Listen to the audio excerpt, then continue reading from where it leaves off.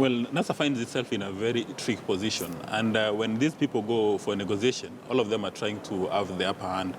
So it was not surprising when Joe, a few days ago in Mombasa, said that for us, the NASA flag bearer is going to be Mr. Raila Odinga, nobody else.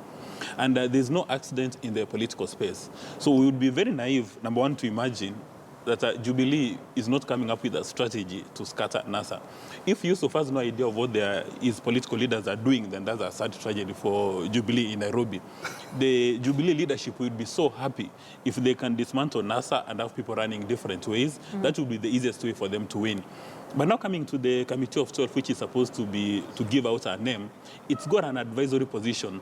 And the tragedy is that they've been facing challenges. For the last 3 weeks, they've not even had a single pronouncement made to the public to tell us who is going to be the flag bearer.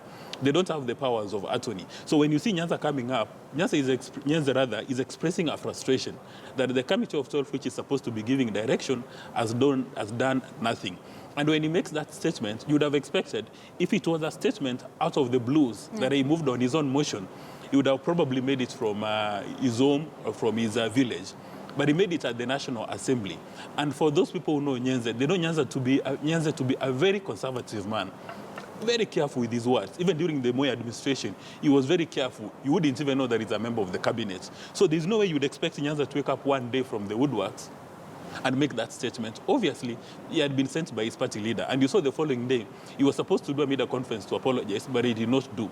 And instead, what happened? It was his party leader who said, Nyenze doesn't need to apologize. He's merely expressing a frustration. So I think that's the situation. And it would be naive for us to expect that everybody would be seated, quiet, waiting for but the Committee of 12. But the next day, we also saw a number